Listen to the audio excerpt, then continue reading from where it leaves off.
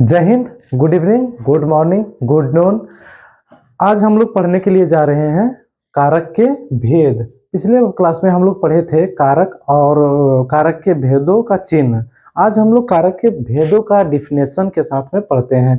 कारक तो किसे कहते थे पढ़ लिए हैं, और अब पढ़ेंगे कि कर्ता कारक किसे कहते हैं। हमने बताया था कारक के 8 भेद होते हैं।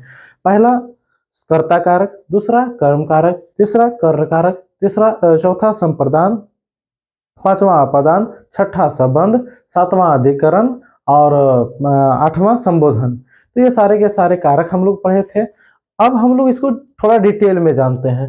पहला है आपका कर्ता कारक। कर्ता कारक किसे कहते हैं? तो जिस तरह से मैंने उसका टोटल का चिन्ह पहले ही बता चुका हूं, अब उसी का चिन्ह क्या होता है आप लोग जरा बताएंगे। कर्ता कारक का चिन्ह होता है ने। अब ने के साथ कर्ता कारक का यदि डिफिनेशन पूछ ले तो क्या लिखेंगे? तो लिखेंगे वाक्य में काम को करने वाला को कर्ता कहते हैं।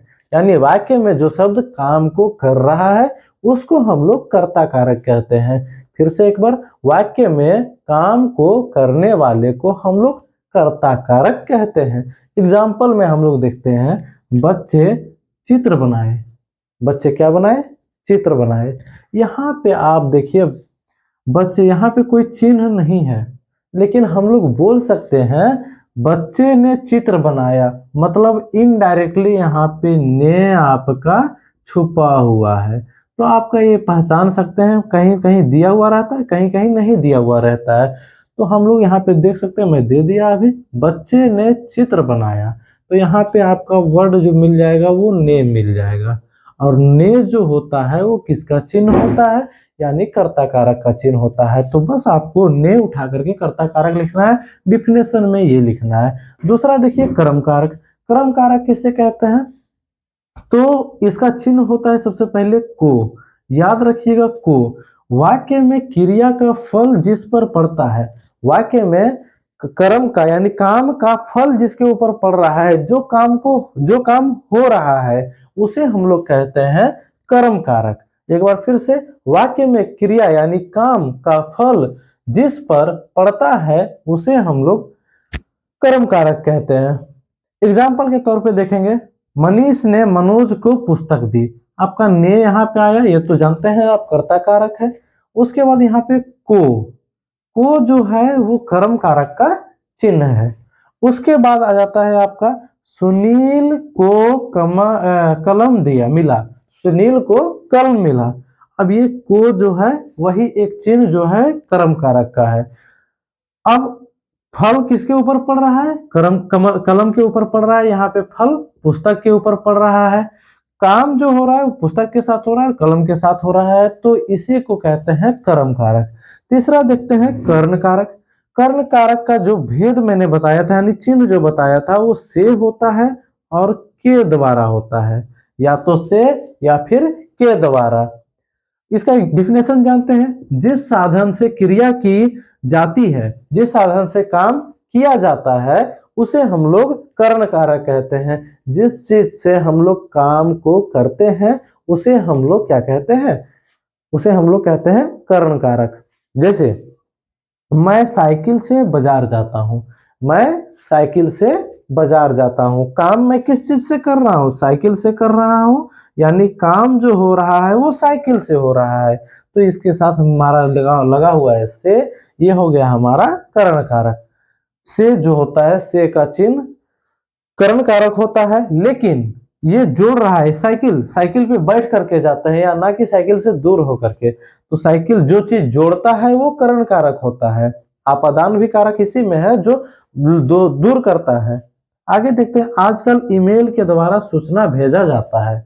आजकल किसके द्वारा ईमेल सूचना भेजा जाता है? ईमेल के द्वारा। यानी जिस साधन से हम लोग इस ईमेल के साधन से काम को कर रहे हैं, अभी बताया जिस साधन से हम लोग काम करते हैं उसको हम लोग कहते हैं कर्ण कारक। तो ईमेल के द्वारा हम लोग काम को कर रहे हैं। मेरा चैनल इम्प्रूव लाइफ स्टडी, हम हिंदी ग्रामर का क्लास करवा रहे हैं। इसके बाद हम ये इंग्लिश ग्रामर का क्लास करवाएंगे। तो आप लोग जल्द से जल्द मेरा यूट्यूब चैनल को फॉलो कर लीजिए, यानी सब्सक्राइब कर लीजिए। ईमेल के द्वारा हम सूचना को भेजते हैं। आगे देखते हैं हम लोग संप्रदान कारक। संप्रदान कारक किसे कहते हैं? तो इसका चिन्ह होता है भाई लोग के लिए। इसका चिन्ह होता है के लिए, मतलब वाक्य का कर्ता जिसके लिए कार्य करता है। वाक्य में कर्ता जिसके लिए कार्य करता है यानी काम करता है, उसको हम लोग कहते हैं संप्रदान कारक, जिसका चिन्ह होता है के लिए। जैसे एग्जाम्पल में, गरिमा ने महिमा के लिए उपहार खरीदा। गरिमा ने महिमा के लिए क्या खरीदा? आप पूछेंगे कि इसमें कारक कौन सा है? तो इसमें कारक होगा, मैं बोलूंगा के लिए। मैं बोलूंगा के लिए। के लिए जो है वो कारक हो जाएगा हमारा संप्रदान कारक। गरीबों के लिए वस्त्र भेजा। आप पूछेंगे कि इसमें कारक कौन? तो इसमें आप साफ देख रहे हैं कि चिन्ह इसका संप्रदान का चिन्ह होता है के लिए। तो यहाँ पे क्या है? के लिए। ये हो गया इसका कारक। मतलब यहाँ पे जो काम हो रहा है, गरिमा ने महिमा के लिए काम किया है। किसके लिए का उपहार भेजा गया है? महिमा के लिए भेजा गया है। किसके लिए भेजा गया है? तो महिमा के लिए भेजा गया है। तो जिसके लिए कार्य हो उसको हम लोग कहते हैं संप्रदान कारक। आगे देखते हैं 5वां नंबर, आपादान कारक। आप बोलेंगे कि आपादान का मतलब तो से होता है सर, और कारकरण कारक का मतलब भी होता है से।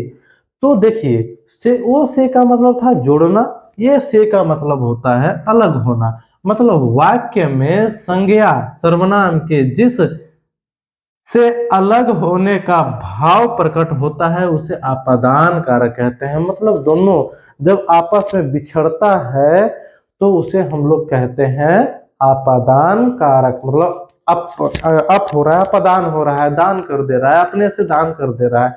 अपने से आपादान का मतलब अपने से दान, मतलब वहां से दूरी बना लेना। एग्जाम्पल से, नल से पानी टपक रहा है। एग्जाम्पल में नल से पानी टपक रहा है। यहाँ पे देखिए, नल से, नल में पानी था पहले, इससे वो बिछड़ जा रहा है यानी नीचे गिर जा रहा है। मतलब नल से वो दूर हो गया, मतलब अलग हो गया। तो यहाँ पे ये से आ गया आपका। दूसरा है, पेड़ से पत्ते गिरते हैं। एब्सोल्युटली पेड़ से पत्ते जमीन पे गिरते हैं, ना कि पेड़ में चल जाते हैं। तो पेड़ से वो पत्ते क्या हो गए? दूरी बना लिए। तो उसे हम लोग कहते हैं आपादान कारक। संबंध कारक। दोस्तों, संबंध कारक जो संबंध यानी रिलेशन को बताता है। संज्ञा अथवा सर्वनाम का वाक्य में दूसरे संज्ञा या सर्वनाम शब्दों से संबंध ज्ञात होता है, उसे हम लोग संबंध कहते हैं, यानी संबंध कारक कहते हैं। इसका चिन्ह होता है का, की, के। का, की, के। मतलब ये 3 वर्ड देखेंगे तो वो सिर्फ और सिर्फ आपका संबंध बताएगा। का, की, के। राम के पिता, सोहन की माता, उसका भाई, उसका पैकेट, उसका जैकेट, का जैकेट, रोहन का जैकेट। तो ये सब का, की जो जुड़ता है वो संबंध बताता है, एक दूसरे का रिलेशन बताता है। आप देख सकते हैं यहाँ पे की। राम के पिता राजा थे। किसके पिता राजा थे? राम के पिता। राम का संबंध इस राजा से उनके पिता के रूप में है। सोहन की नानी दिल्ली में रहती है। सोहन का कोई रिश्तेदार है जो दिल्ली में रहता है, मतलब सोहन की नानी, रिलेशन बता रहा है यहाँ पे नानी। आगे देखते हैं हम लोग, संबंध हो गया, अधिकरण और संबोधन। आगे देखते हैं अधिकरण कारक। अधिकरण कारक का चिन्ह होता है में पर। अधिकरण कारक का चिन्ह या तो में या तो पर। संज्ञा या सर्वनाम के जिस रूप से क्रिया के होने के स्थान या समय का बोध हो उसे अधिकरण कारक कहते हैं। मतलब जब भी काम होता है और उसका या वो काम कहाँ पे हुआ है या किस समय हुआ है, इसको हम लोग कहते हैं अधिकरण कारक। एग्जाम्पल इसका देखते हैं, जैसे गिलास से जूस, गिलास में जूस है, गिलास में जूस है, या गिलास में जो है यहाँ पे